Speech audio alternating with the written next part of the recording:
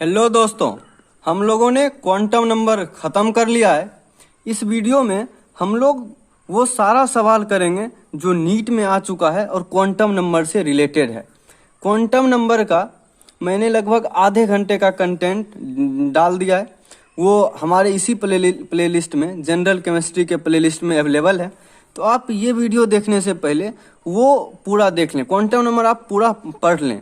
और मैं आपको यकीन दिलाता हूँ कि इसमें एक भी लाइन ऐसा नहीं होगा जो मैं एक्स्ट्रा यूज करूंगा। मैं वही सारी चीज़ें यूज करूंगा जो मैं पढ़ा चुका हूँ और ये सारा क्वेश्चन सॉल्व हो जाएगा। तो फिर सवाल आता है कि फिर इसमें आपको सीखने के लिए क्या मिलेगा जब मैं पुराना ही चीज़ यूज करूंगा। तो इसमें आपको सीखने के लिए मिलेगा कि क्वांटम नंबर के क्वेश्चन को सॉल्व कैसे करते हैं, क्वांटम नंबर के क्वेश्चन को अप्रोच कैसे करते हैं, क्वेश्चन स्टार्ट कैसे करते हैं और ख़त्म कैसे करते हैं, और साथ ही साथ पुरानी चीज़ें रिवाइज भी हो जाएगी। तो चलिए शुरू करते हैं प्रीवियस ईयर क्वेश्चन नीट का। पहला क्वेश्चन जो है वो नीट 2016 में आ चुका है।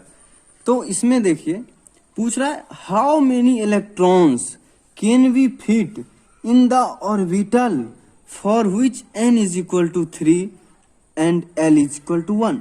मतलब यहाँ से तीन बातें आपको समझ में आती है कि वो नंबर ऑफ इलेक्ट्रॉन पूछ रहा है, number of electron is equal to what, और n का वैल्यू दे रखा है 3। मतलब इसका मतलब हुआ कि थर्ड सेल की बात कर रहा है, और l का वैल्यू दे रखा है 1। तो मैंने आपको बताया था कि l का वैल्यू 1 मीन्स अगर l का वैल्यू 0 है तो s सब सेल, अगर l का वैल्यू 1 है तो p सब सेल, और p सब सेल में 3 ऑर्बिटल होता है। ये भी हम लोगों ने किया था मैग्नेटिक क्वांटम नंबर जब पढ़ रहे थे। तो px, py और pz। उसी तरह से s सब सेल में 1 ऑर्बिटल होता था, और अगर l2 हो जाए तो d सब सेल में 5 ऑर्बिटल होता था, और अगर l का वैल्यू 3 हो जाए तो f सब सेल में 7 ऑर्बिटल होता था, 7 ऑर्बिटल। तो ये मैं इसलिए फिर से यहाँ बना के आपको दिखा रहा हूँ क्योंकि लगभग 50% क्वेश्चन, 40 to 50% क्वेश्चन इसी टाइप का है जिसमें केवल डाटा चेंज करके बार बार यही पूछने का कोशिश कर रहा है। तो आप यहाँ देखिए, n is equal to 3 means third shell, l is equal to 1 means p sub shell. उसमें पूछ रहा है कि कितना इलेक्ट्रॉन फिट हो सकता है। तो अब देखिए p सब सेल में, थर्ड सेल का ये p सब सेल है, तो p सब सेल में 3 ऑर्बिटल, और आप जानते हैं कि एक ऑर्बिटल में 2 इलेक्ट्रॉन फिट करते हैं। तो हर ऑर्बिटल में अगर आप 2-2 इलेक्ट्रॉन फिट कर देंगे तो यहाँ 6 इलेक्ट्रॉन फिट होगा। तो आंसर हो जाएगा बी 6। और इसी प्रकार का और भी क्वेश्चन है जो आगे आया है। तो अब उन सारे क्वेश्चंस को हम आसानी से कर सकते हैं। तो अगला क्वेश्चन अब हम लोग देखते हैं। अगला क्वेश्चन ये भी 2016 में आ चुका है।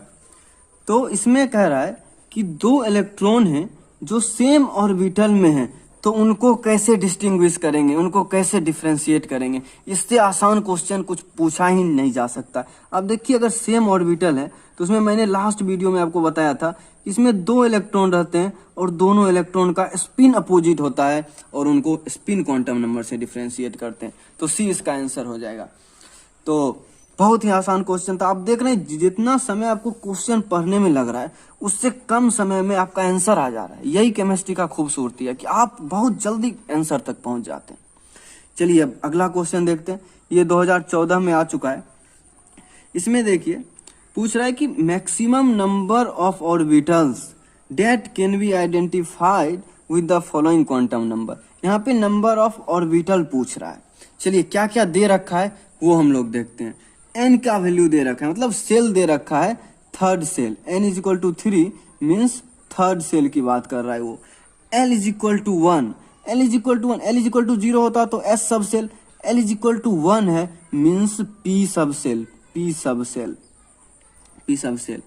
और p सब सेल में आप लोग जानते हैं हम लोग कि p सब सेल में 3 ऑर्बिटल, px, py और pz, और इन्हीं के लिए 3 अलग अलग m का भी वैल्यू होता है, -1, 0 और +1।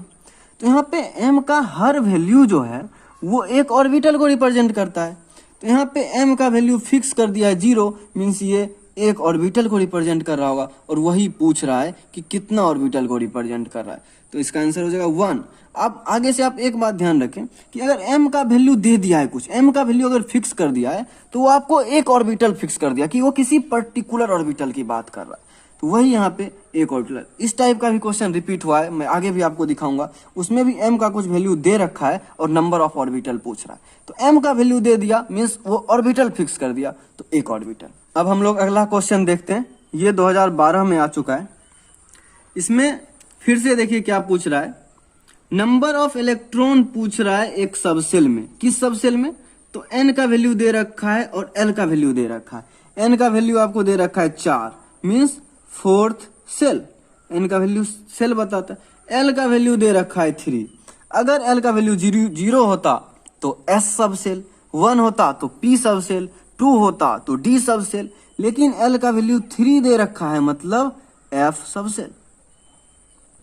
f सबसेल का बात कर रहा है। अब f सबसेल में आप सबको पता है कि अभी मैंने फर्स्ट क्वेश्चन में ही बताया था और पहले भी बता चुका हूं कि इसमें 7 ऑर्बिटल होता है। तो 7 ऑर्बिटल होता है और हर ऑर्बिटल में मैक्सिमम 2 इलेक्ट्रॉन हो सकता है। तो यहाँ पे मैक्सिमम नंबर ऑफ इलेक्ट्रॉन जो है इस फोर्थ सेल के f सब सेल में 7 ऑर्बिटल और 7 दूना 14 इलेक्ट्रॉन। अब इसी क्वेश्चन को आप उस फॉर्मूले से भी बना सकते हैं। मैंने एक फॉर्मूला बताया था कि अगर L का वैल्यू गिवन है तो मैक्सिमम नंबर ऑफ इलेक्ट्रॉन कैसे निकालते हैं, तो उसका फॉर्मूला था 2L + 1। ये था नंबर ऑफ ऑर्बिटल का फॉर्मूला, और इसी को डबल कर दें आप तो नंबर ऑफ इलेक्ट्रॉन का फॉर्मूला, तो 2L + 1 यानी कि 2 × 3 6 + 1 यानी कि 7, ये हो गया ऑर्बिटल, और इसका दुगुना कर दें तो इलेक्ट्रॉन, यानी कि 7 × 2 = 14 इलेक्ट्रॉन। तो आप फॉर्मूले से भी कर सकते हैं, बिना फॉर्मूला का भी कर सकते हैं, लेकिन फॉर्मूला याद रखना मैं आपको रिकमेंड नहीं करूंगा। आप जब आसानी से कर सकते हैं सभी चीज़ों का फील लेते हुए, तो आप फॉर्मूला पे ना जाएं, बट फॉर्मूला याद रखना जरूरी है, क्योंकि अभी आगे आप देखेंगे एक बार उन्होंने डायरेक्ट फॉर्मूला ही पूछ लिया था कि नंबर ऑफ इलेक्ट्रॉन का फॉर्मूला बताओ क्या होता है। तो आप फॉर्मूला भी याद रखें और डायरेक्ट भी कर सकते हैं। चलिए अगला क्वेश्चन हम करते हैं। ये पूछ रहा है कि the total number of atomic orbitals, मतलब नंबर ऑफ एटॉमिक ऑर्बिटल पूछ रहा है इन फोर्थ एनर्जी लेवल, यानी कि वो फोर्थ सेल का बात कर रहा है। यहाँ पे n का वैल्यू 4 है, तो ये मैंने प्रिंसिपल क्वांटम नंबर में पढ़ाया था। जब n का वैल्यू 4 हो तो नंबर ऑफ ऑर्बिटल हो जाता है n² और नंबर ऑफ इलेक्ट्रॉन हो जाता है 2n²। तो यहाँ पे आसानी से देख सकते हैं कि 4 है तो ऑर्बिटल का नंबर हो जाएगा 4 का स्क्वायर 16। लेकिन आप इसको बिना फॉर्मूला के भी कर सकते हैं, मैं इसे एक्सप्लेन कर देता हूँ। जैसे n का वैल्यू यहाँ पे 4 है, n = 4, तो यहाँ पे l का वैल्यू क्या क्या होगा, 0 1 2 3 तक, क्योंकि n का वैल्यू जितना होता है उससे एक कम होता है, 0 से लेके n-1 तक l का वैल्यू होता है। अब l का वैल्यू 0 मीन्स s सबसेल में एक ऑर्बिटल। उसी तरह से 1 है तो p सबसेल में 3 ऑर्बिटल, 2 है तो d सबसेल में 5 ऑर्बिटल, और 3 है तो f सबसेल में 7 ऑर्बिटल। तो आप यहाँ टोटल देखें तो 1 + 3 + 5 + 7, तो फिर से आपका आ जाएगा 16 ऑर्बिटल।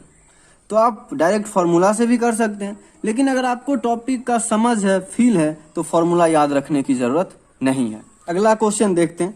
दोस्तों मैं इसी क्वेश्चन का बात कर रहा था जब मैं कह रहा था कि एक बार उन्होंने सीधा फॉर्मूला ही पूछ लिया था। अब यहाँ पे देखिए वो क्या पूछ रहे हैं, मैक्सिमम नंबर ऑफ इलेक्ट्रॉन पूछ रहे हैं इन अ सबसेल।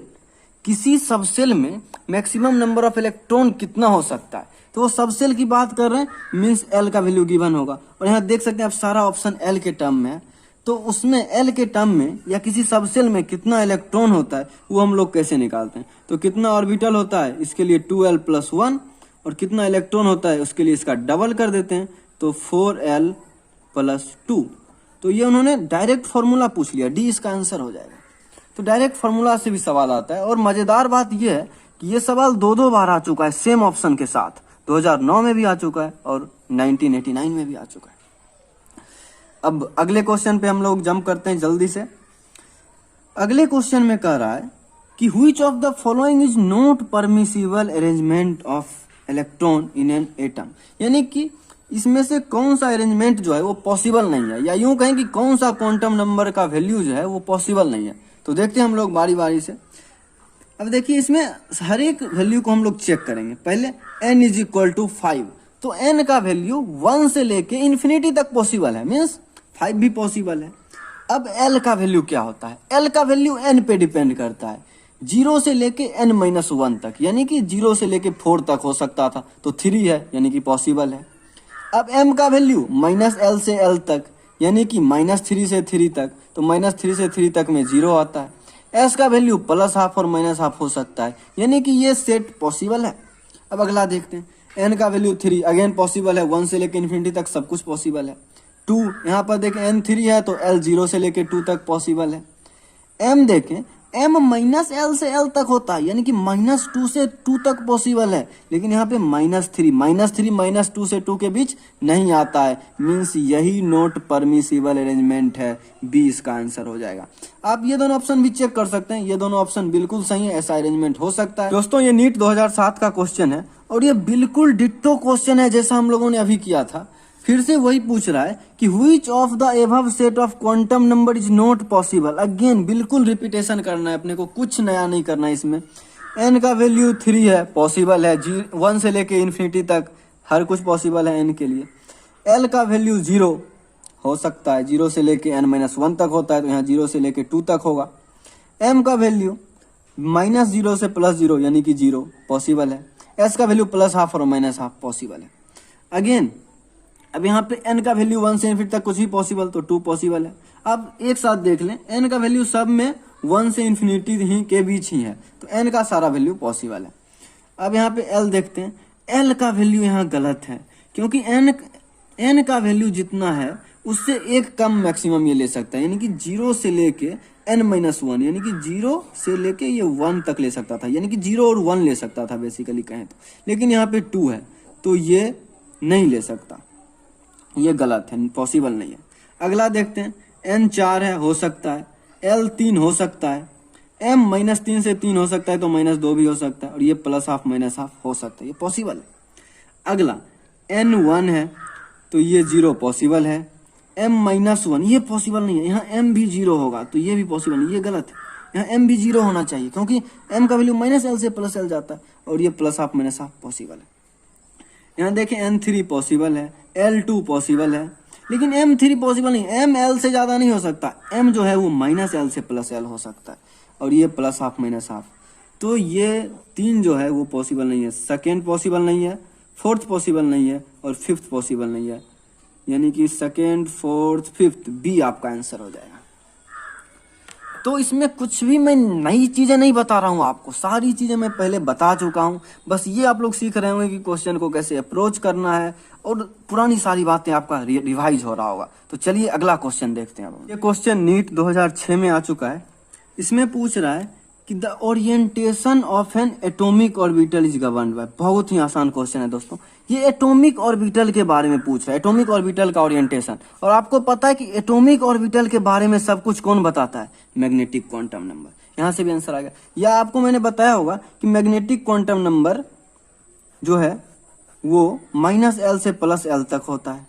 तो अगर l का वैल्यू -1, 0 और 1 था p के केस में, तो यहीं पे px, py, pz ये सब ओरिएंटेशन ही तो बता रहा था। इसके बारे में हम लोग डिटेल में आगे पढ़ेंगे शेप ऑफ ऑर्बिटल में, लेकिन अपना ये क्वेश्चन तो बिना इसके यूज का बन जा रहा है। एटॉमिक ऑर्बिटल के बारे में कौन जानकारी देता है, उसके ओरिएंटेशन के बारे में। तो एटॉमिक ऑर्बिटल के बारे में सब कुछ मैग्नेटिक क्वांटम नंबर ही बताता है। तो हो गया अपना क्वेश्चन। सारा क्वेश्चन 10 से 15 सेकंड के अंदर सॉल्व हो जा रहा है। तो चलिए अगला क्वेश्चन हम लोग देखते हैं। The following quantum numbers are possible for how many orbitals. अच्छा, ये तो बहुत ही आसान, फिर से पहले जैसा क्वेश्चन रिपीट कर रहा है। n का वैल्यू कुछ दे रखा है, ठीक है, थर्ड सेल की बात कर रहा है। l का वैल्यू 2 है, मतलब वो d सब सेल की बात कर रहा है, और d सब सेल में m -2 से +2 तक पॉसिबल है। लेकिन मैंने आपको ये बात बताया था कि जैसे ही वो m का कोई एक स्पेसिफिक वैल्यू दे रहा है, मतलब वो किसी फिक्स ऑर्बिटल की बात कर रहा है। जैसे मैं यहाँ आपको 5 ऑर्बिटल बना दूं, तो यहाँ पे m का वैल्यू अगर +2 है तो वो किसी एक फिक्स ऑर्बिटल की बात कर रहा है। जब वो फिक्स ऑर्बिटल की बात कर रहा है तो मतलब वो फिक्स ऑर्बिटल एक ही तो होगा। ये एक m का वैल्यू एक ऑर्बिटल को रिप्रेजेंट करता है। तो बहुत ही आसान क्वेश्चन आते हैं क्वांटम नंबर से। अगला क्वेश्चन अब हम लोग देखते हैं। ये क्वेश्चन 1994 में आ चुका है। इसमें पूछ रहा है कि for which of the following set of 4 quantum numbers an electron will have the highest energy. तो जब एनर्जी पूछे तो मैं आपको बता चुका हूं कि इलेक्ट्रॉन न्यूक्लियस से जितना दूर होता है उसका एनर्जी उतना ज्यादा होता है, और कितना दूर होगा वो n पे डिपेंड करता है। तो n जितना ज्यादा एनर्जी उतना ज्यादा। तो इसमें देखिए सबसे ज्यादा n किसका है 5, तो इस एनर्जी सबसे ज्यादा इसका होगा। लेकिन अगर कोई ऐसा क्वेश्चन आता है जिसमें दो ऑप्शन में n सेम होता है, जैसे मान इसका आंसर तो d हो गया इस क्वेश्चन का, लेकिन इस क्वेश्चन को थोड़ा मॉडिफाई कर देते हैं। अगर यहाँ पे 3 लिख रखा होता 3, तो क्या होता? तो आप देख सकते हैं यहाँ पे ये हम लोग सबसे ज्यादा n ढूंढते तो 2 ऑप्शन मिल जाता b और c। फिर मैंने आपको ये भी बताया था कि आप सबसेल से भी एनर्जी का आइडिया लगा सकते हैं। जैसे जैसे सबसेल न्यूक्लियस से दूर जाएगा उसका भी एनर्जी ज्यादा होता जाएगा। और मैंने ये ऑर्डर आपको लिखाया था कि s न्यूक्लियस के पास होता है, p दूर होता है, d दूर होता है और f दूर होता है। तो f का एनर्जी सबसे ज्यादा और f के लिए l का वैल्यू भी सबसे ज्यादा। तो यहाँ भी आप कह सकते हैं कि l का वैल्यू ज्यादा तो भी एनर्जी ज्यादा, यानी कि टोटल में आप कह सकते हैं कि n प्लस l का नेट वैल्यू जिसका ज्यादा हो जाएगा उसका एनर्जी सबसे ज्यादा हो जाएगा। तो अगर यहाँ पे 3 होता तो इन दोनों का जब n सेम हो जाता तब l चेक करते कि l किसका ज्यादा है, तो l जिसका ज्यादा उसका एनर्जी जाता, तब आंसर हो जाता b। लेकिन अभी यहाँ पे 5 था तो इसका आंसर d ही होगा। तो आपको ये समझ आया होगा। चलिए अब हम लोग अगला क्वेश्चन देखते हैं। इसमें कह रहा है कि उसने एजीमुथल क्वांटम नंबर का वैल्यू आपको दे दिया है 3 और मैक्सिमम नंबर ऑफ इलेक्ट्रॉन पूछ रहा है। एजीमुथल क्वांटम नंबर का वैल्यू दे दिया मतलब आपको सबसेल दे दिया। अगर ये 0 होता तो s सबसेल 1 होता तो p सबसेल 2 होता तो d सबसेल 3 है तो f सबसेल। f सबसेल में 7 ऑर्बिटल होते हैं और 7 ऑर्बिटल होते हैं तो 7 का दुगुना यानी कि 14 इलेक्ट्रॉन हो जाएगा। तो कुछ भी करने का जरूरत नहीं है दोस्त, डायरेक्ट आप आंसर टिक कर सकते हैं। ऐसा क्वेश्चन पीछे भी आ चुका था तो वहां पे मैंने आपको फॉर्मूला लगा के भी दिखाया था। यहाँ भी आप फॉर्मूला लगा सकते हैं, लेकिन क्या फर्क पड़ता है, आंसर तो वही आना है, 14 ही आएगा। अब हम लोग आखिरी क्वेश्चन पे आ गए हैं। ये 1990 में आ चुका है नीट में, और इसमें फिर से आपको देखिए n का वैल्यू दे रखा है, l का वैल्यू दे रखा है और टोटल नंबर ऑफ इलेक्ट्रॉन पूछ रहा है कि कितना होगा। तो फिर से n का वैल्यू 2 का मतलब सेकेंड सेल की बात कर रहा है वो।